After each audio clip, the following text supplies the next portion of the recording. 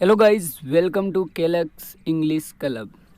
आज की इस क्लास में हम शुरुआत करने जा रहे हैं 10th एनसीईआरटी बोर्ड की जो आपकी लिटरेचर बुक है फर्स्ट फ्लाइट, उसका first chapter a letter to God, और उसमें जो आई हुई पोइम है डस्ट ऑफ स्नो, जिसको लिखी है रॉबर्ट फर्स्ट ने। एक्चुअली रॉबर्ट फर्स्ट वास्तव में बड़े शानदार पोइट रहे हैं और काफ़ी सारी अच्छी जो ह्यूमरस पोइम और स्पेशली जो ब्यूटी की पोइम्स है उनसे रिलेटेड टॉपिक्स पे पोइम्स काफ़ी लिखी है। आज की हमारी जो पोइम है डस्ट ऑफ स्नो, ये भी काफ़ी शानदार और मज़ेदार है। इसमें पोइट बताना चाहते हैं कि हमारे लाइफ में ऐसे कई सारे मोमेंट्स आते हैं जिनमें हम ढूंढ तो कुछ और रहे होते हैं और हालांकि हमें कुछ उससे भी अच्छा मिल जाता है। हमारी लाइफ में हो सकता है कि कोई कुछ बैड थिंग्स होती है, उनको हम अपनी लाइफ में एज ए पार्ट ऐसे ले लेते हैं कि वो हमारे लिए सही नहीं है, लेकिन हो सकता है कि बाई चांस सडनली कुछ ऐसा हो जाए कि वही चीज़ें हमारे लिए एन्जॉय का एक मोमेंट बन जाए। इस पोएम डस्ट ऑफ स्नो में एक तो हेमलॉक ट्री को इन्होंने यूज़ किया है। हेमलॉक ट्री जो वास्तव में एक पॉइजनस ट्री होता है। दूसरी चीज़, ये जहाँ पर स्नो होती है, बर्फ़ होती है, उन एरियाज़ में पाया जाता है। फिर यहाँ पे जो क्रो लिया है वो भी आपका ऐसा बर्ड है जो सिंबल करता है नॉट ब्यूटी, लेकिन फिर भी क्रो को जहाँ नॉट ब्यूटी में लेते हैं, अदर पोइट्स क्या करते हैं ऐसे सारे सिंबल ले लेते हैं जो ब्यूटी से रिलेटेड हो, लेकिन इन्होंने जो है क्रो को और हेमलॉक ट्री को, यानी ऐसे क्रिएचर्स और प्लांट्स को लिया गया है जो वास्तव में ब्यूटी के काफ़ी अगेंस्ट होते हैं। बावजूद इसके काफ़ी अच्छा रिएक्शन जो है इस पोएम में देखने को हमें मिलेगा। तो हमारी फर्स्ट जो लाइन है, the way a crow shook down on me, यानी एक रास्ते से, यानी एक तरीके से क्या करता है, एक क्रो आता है सूक डाउन ऑन मी।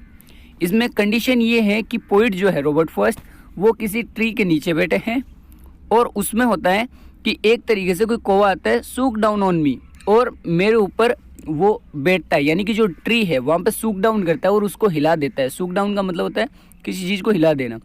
उसके बाद में the dust of snow from a hemlock tree, और जो हेमलॉक ट्री है जिस पे क्रो आके बैठा है, सीटिंग किया है उसने, तो जिस तरीके से वो बैठा है वो उसको सूक डाउन कर देता है, हिला देता है।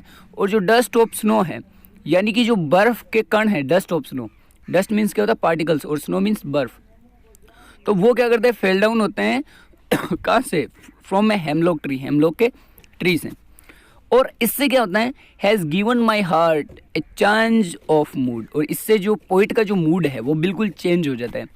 इसमें ऐसी कंडीशन है कि पहले पोइट का जो मूड होता है थोड़ा सैड सैड होता है, और वहीं पे ये जो हेमलॉक ट्री से डस्ट ऑफ स्नो गिरती है ये उन पे गिरती है। वैसे भी देखो विंटर जो आपका सीजन होता है उसमें क्या होता है, आपको पहले से ठंड लग रही होती है और वहीं पे आपको कुछ ठंडी सी चीज़ आपको टच कर दे, इसका मतलब आपके हार्ट तक वो फीलिंग्स जाएगी। इसमें भी यही चीज़ है कि जैसे ही क्रो आता है अपने तरीके से और जैसे ही ट्री की ब्रांचेज पे बैठता है तो वो जो ट्री की ब्रांचेज है वो सूक डाउन होती है, हिलती है, और उससे क्या करते हैं डस्ट ऑफ स्नो के जो पार्टिकल्स है वो हेमलॉक ट्री की जो ब्रांचेज है वहाँ से सीधा अपने जो पोइट है रॉबर्ट फर्स्ट उन पे आके गिरते हैं। और इससे क्या होता है, रॉबर्ट का जो मूड है वो बिल्कुल चेंज हो जाता है। क्वेश्चन बन सकता है कि रॉबर्ट का मूड चेंज कहाँ से कहाँ होता है, from sad to happy mood हो जाता है। दूसरी चीज़ पूछा जा सकता है कि यहाँ पर जो चेंज हुआ है उस मूड चेंज होने के पीछे कौन कौन है, एक तो डस्ट ऑफ स्नो है और दूसरा वो क्रो जो आके वहाँ पर बैठा है। फिर कहा है and saved some part of a day I had rued. Rued का मतलब होता है नष्ट कर देना, डिस्ट्रॉय कर देना, ठीक है। डिस्ट्रॉय और र्यूड मीन्स नष्ट कर देना।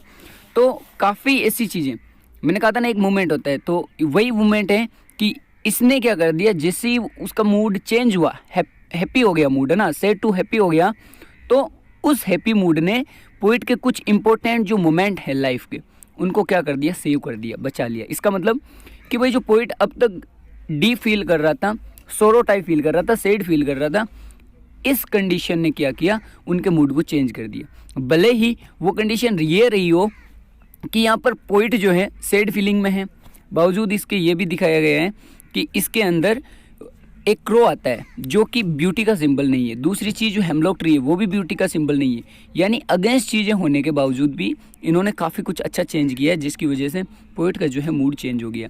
अब इसके बारे में हमसे अधिकतर क्वेश्चन बनते हैं कि वो कौन सा तरीका है जिस तरीके से पोइट का जो हार्ट है वो चेंज हो जाता है।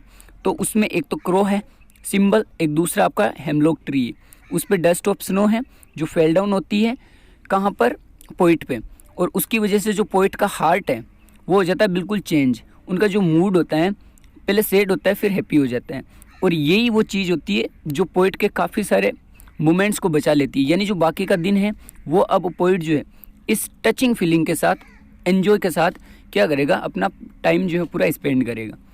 ये तो है इस डस्ट ऑफ स्नो का पूरा वो कन्वर्सेशन जिसमें हम बात कर रहे हैं कि इसमें दे क्या रखा है। अब दूसरी चीज़ हम अगर इसकी देख ले समरी,